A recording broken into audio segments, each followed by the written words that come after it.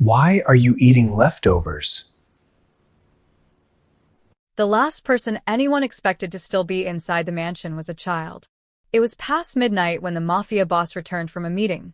His men waited outside. He walked in alone, but then a sound, not footsteps, not whispers, a quiet rustling coming from the kitchen pantry. He pulled out his gun. Any other night, an intruder meant blood. Tonight, it meant something far worse. He opened the pantry door and froze. There, crouched in the corner, was a little girl, skinny, shivering, eyes wide like she'd been caught stealing from God himself. In her hands, a half-eaten piece of bread and a small container of cold pasta the staff had thrown away. She wasn't a thief. She wasn't a spy. She was starving.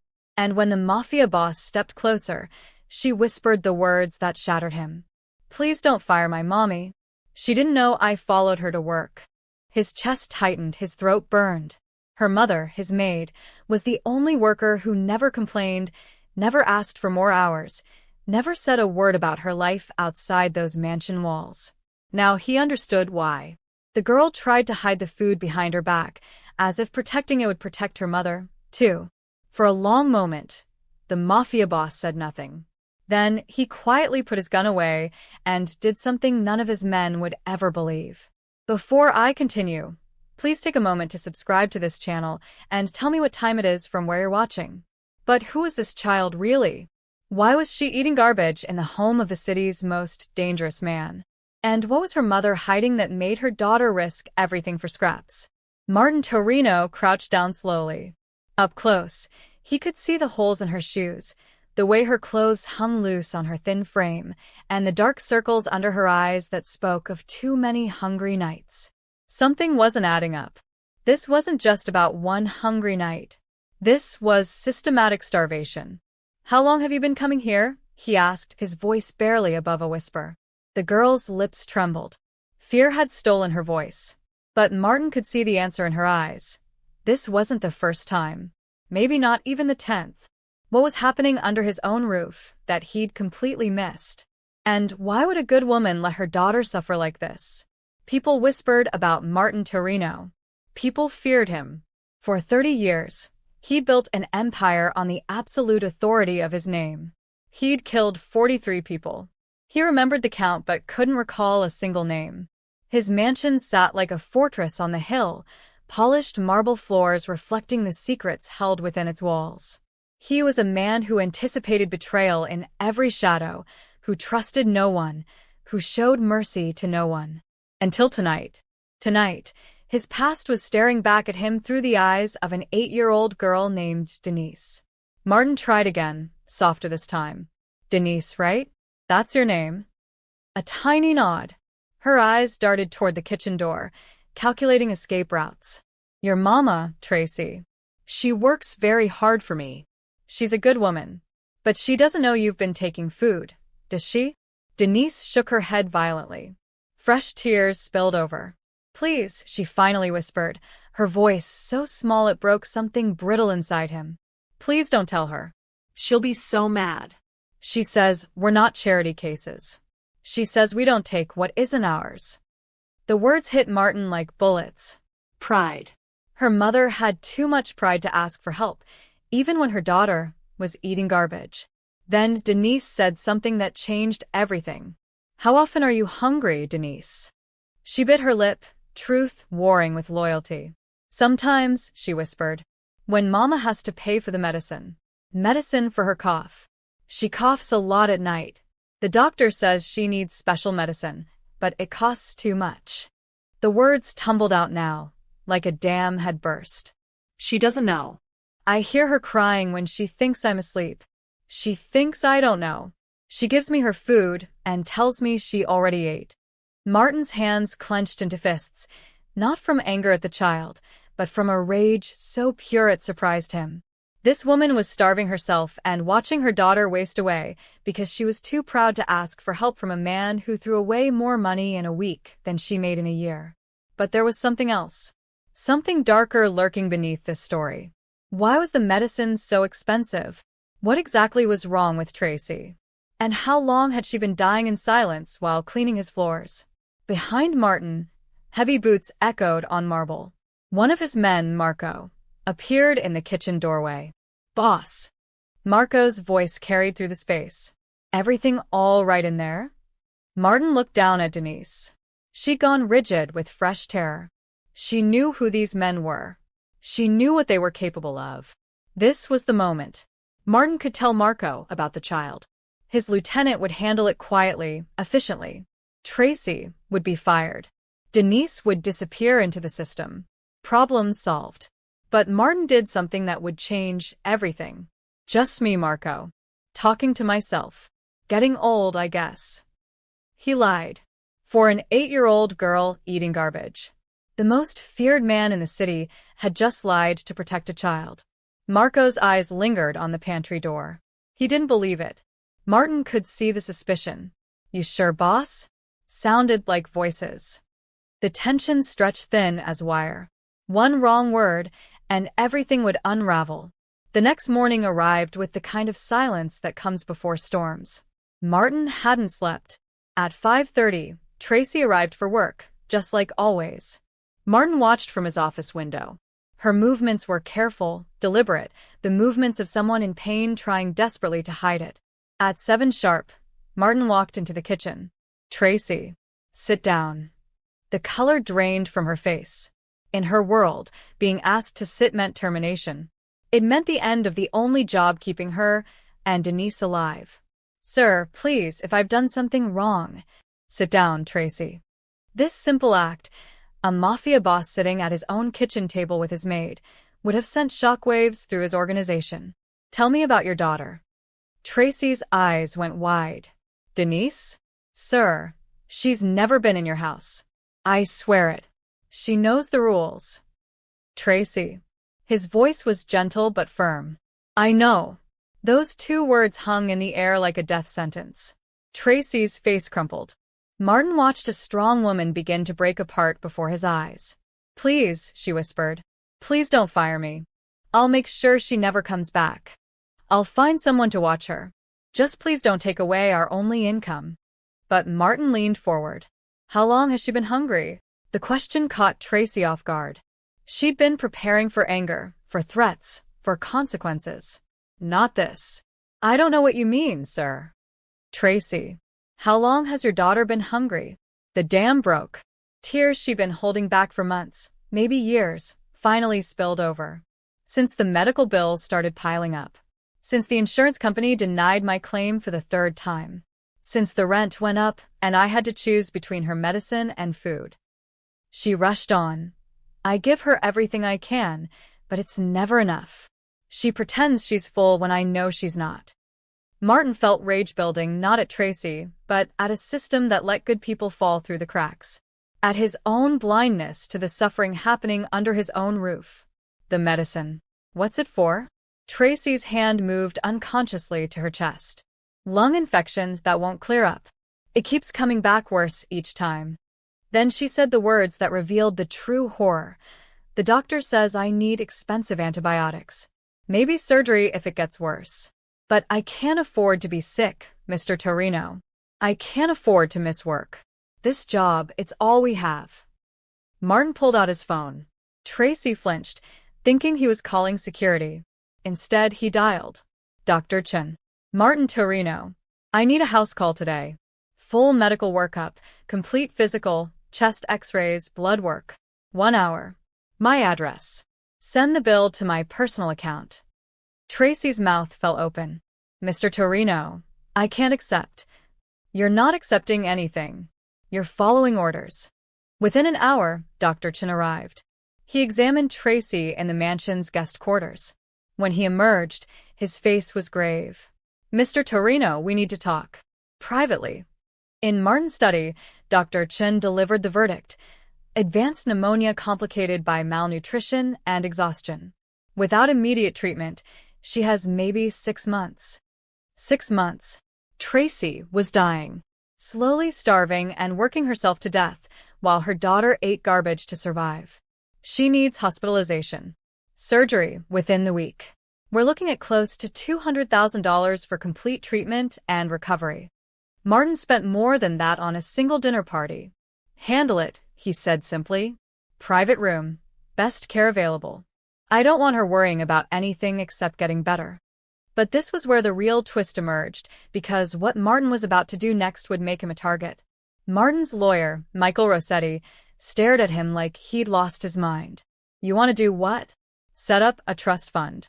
Full college tuition, living expenses, everything Denise needs until she's 25. Medical fund for Tracy. Ongoing health care for the rest of her life. Martin, you understand this isn't buying loyalty or silence. This is just giving money away. You're talking about spending close to $500,000 on a maid and her daughter. Michael leaned forward, his voice urgent. The other families will see this as weakness. Your enemies will smell blood in the water. You're painting a target on your back. And there it was, the real danger. Not from Tracy or Denise, but from Martin's own world. A world that respected only strength, that saw compassion as vulnerability, that would exploit any perceived weakness. The Castellano family already thinks you're losing your edge, Michael continued. This will confirm it. They'll move against you. Martin looked out the window at the city lights. Michael, in 30 years, how many people have I killed? I don't keep count of those things. I do. 43. You know what I realized tonight? I can't remember a single one of their names, but I'll never forget the look in that little girl's eyes when she begged me not to fire her mother. He turned back to face his lawyer. Maybe being like me isn't something worth being anymore. That afternoon, Denise arrived at the mansion after school, looking for her mother. She stood in the servants' entrance, small and lost, her school backpack clutched tightly. Martin found her there. When she looked up at him with those desperate eyes, he felt that strange crack in his chest widen into something that felt almost like a heart. Denise, he said gently, crouching down to her level. Your mama is going to be okay. She's at the hospital getting the medicine she needs. Denise's bottom lip trembled. Is it because of me? Because I took the food? Did she get sick because I was bad? The question hit Martin like a physical blow. This innocent little girl was blaming herself for her mother's suffering. No, sweetheart, Martin said, the endearment surprising them both. Your mama got sick because sometimes people get sick. It has nothing to do with you being hungry. You didn't steal anything, Denise. You were just trying to survive. He stood and extended his hand. Come with me. I want to show you something. Denise hesitated, then placed her small hand in his large one. Martin led her through the mansion, past marble statues, and up the grand staircase that servants were never allowed to use. His men watched in stunned silence as their boss, the most feared man in the city, walked hand in hand with a little girl in worn sneakers. Word would spread. By nightfall, every family in the city would know. The questions would start. The challenges would come. But Martin didn't care anymore. Martin brought Denise to his private dining room, reserved only for his most important business meetings. Sit anywhere you like. Denise stared at the opulent room. I'm not supposed to be here. Mama says I'm not allowed in the fancy parts of the house. Today the rules are different. Martin pressed a button. His personal chef, Josep, appeared. Josep, I'd like you to prepare whatever Denise wants for dinner. Anything at all. Denise's eyes filled with tears. When was the last time someone had asked her what she wanted to eat? I don't know, she whispered. Just anything that's not too expensive. How about? Josep said gently. I make you the best grilled cheese sandwich you've ever had, with tomato soup and maybe some cookies for dessert.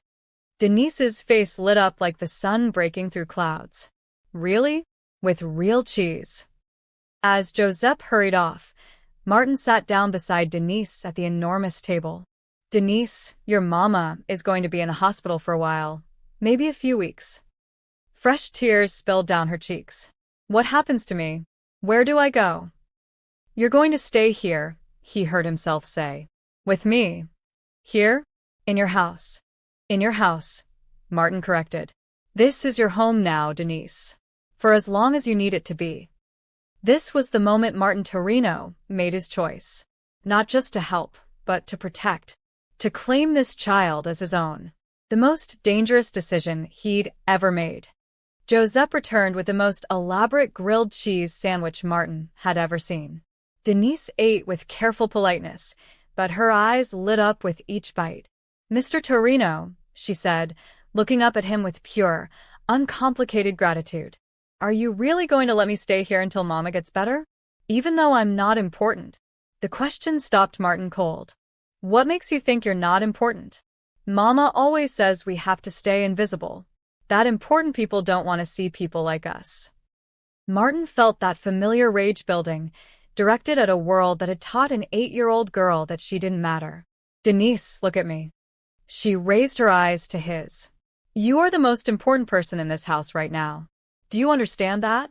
Your mama loves you so much that she made herself sick trying to take care of you. And you love her so much that you risked everything to try to help her." His voice grew stronger. "That kind of love, that's the most important thing in the world. You're not invisible anymore, sweetheart. Not in this house. Not ever again."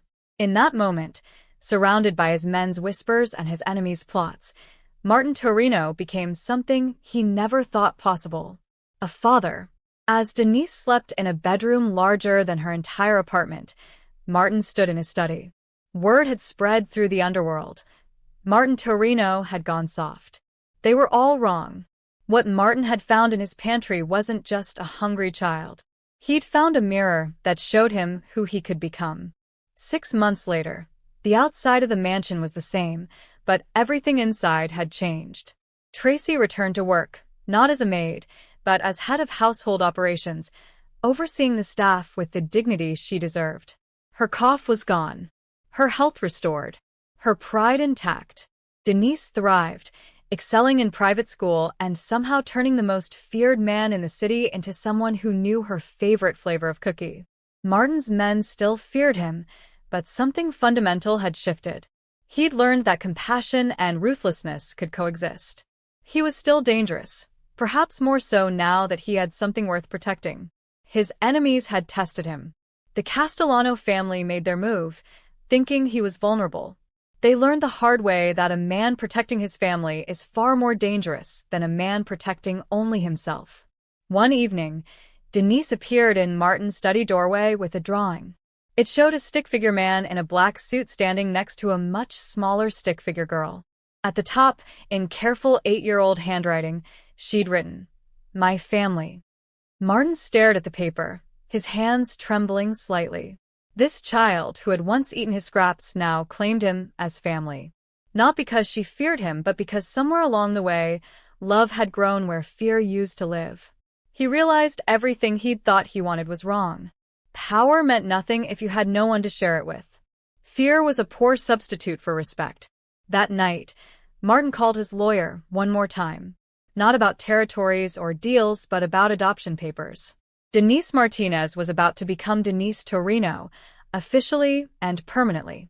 The girl who had once hidden in his pantry eating leftovers would now inherit everything he'd built. Not because she was blood, but because she'd taught him that family isn't about DNA. It's about choosing to love someone so completely that their happiness becomes more important than your own survival. That was the next move that left everyone speechless. The move that saved the soul of a man who thought his was lost forever. A mafia boss who found redemption in a pantry at midnight. A little girl who taught the most dangerous man in the city what it meant to be human.